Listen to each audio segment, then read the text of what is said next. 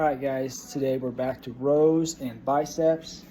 We're going to go a little heavier with some of the rows, working a little bit more like mass muscle gain for a week, just kind of keeping things in rotation.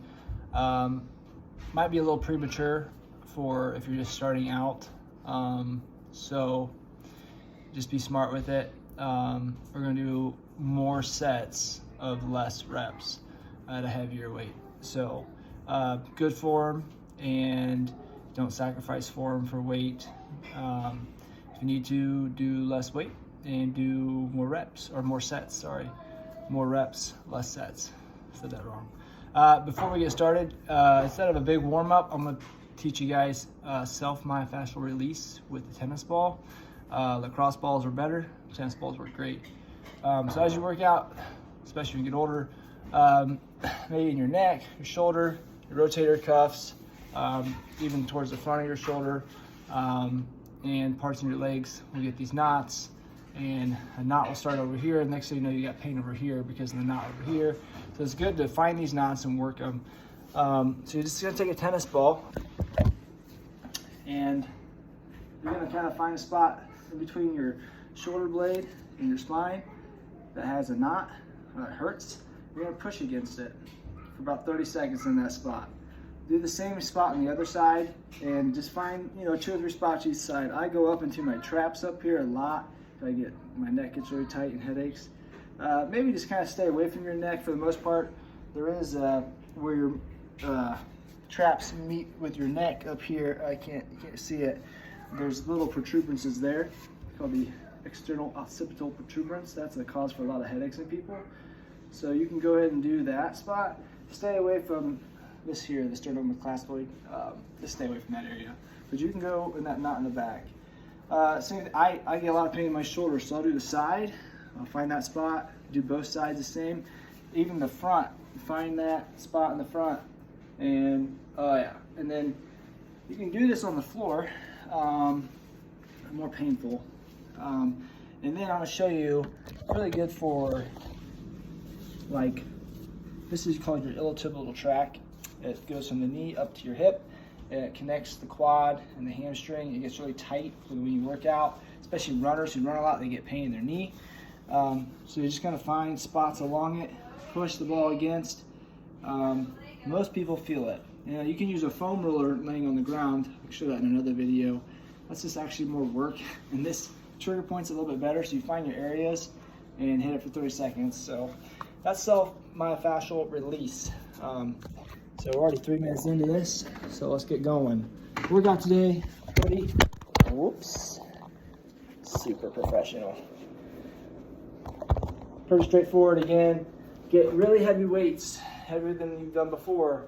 Remember, when we do our rows, we're gonna keep our back straight. We're not gonna do that rounded shearing force. And you're just gonna row straight up and in, right? Again, we're going heavy weight, 3 to 6 reps, maybe 6 to 9.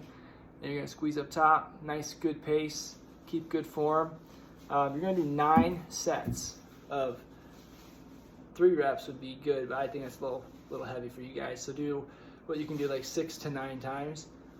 In between those, because you're gonna take about a minute break for your muscles to recover. In between those, grab a ball. See if we can get this thing to stay. Not really. So that's not going to work.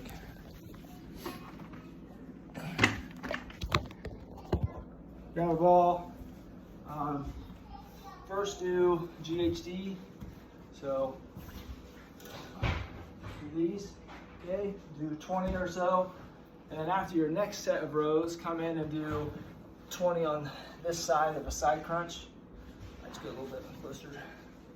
Okay, again, we're pulling up through our obliques. Then the next one, do the other side, so face this way. Then just keep rotating those in between your sets.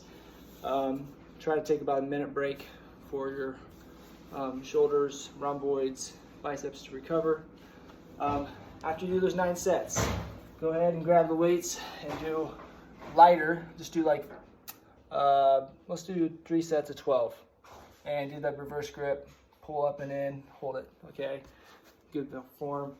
So you're gonna do 9 sets of 6 to 9 reps of heavy, and then you're gonna do with about a minute break, and then you're gonna do 3 sets of like 12 to 15 reps of the reverse grip, focusing a little bit more on the bicep. And then we're gonna get into the power and performance section.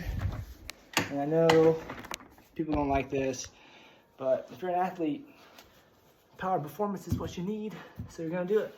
And if you're not an athlete, well, life is just hard sometimes, so this would be good to do this again, just like going to work again and all that. So practicing again. So we're gonna do wood chops again. So sink down and in, fire through, like you're throwing a hay bale. Okay, so keep a nice good strong back, power up through the hips, throw, okay? 21 each side, and then go, this is power performance, so it's gonna be a fast pace. You gotta get your body to perform at uncomfortable positions, uncomfortable, pace, unsustainable heart rates for a while. So we're gonna do kettlebell swings. So squat down, power up, use your shoulders to finish the movement. 21 of those. And then you're gonna do 15 wood chops each side again. Right? And then you're gonna do 15 kettlebells again. Okay? And then you're gonna do 9 and 9 and then 9. And that's it. That should only take like 3 to 5 minutes. You should be moving through that. Go pretty quick. To finish, just sit on a chair or a stool. We're gonna burn out biceps. Biceps really probably will be hurting pretty good after those. But just do some of these with a twist up top. Okay, shoot for 15 reps, find a weight you can do. And then after you do that, come in here, twist up top. You anchor your elbow down on your quad and up. So do 15 each side, then go back and do these, 15 each side. Do like 3 sets of that. That should be pretty good. Also for these power and performance workouts, we're doing wood chops and kettlebells.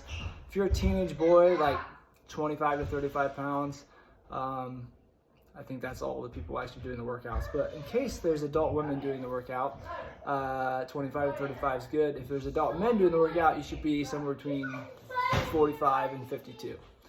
And I need to get going to help with my family. So hopefully that works for you guys. Good luck.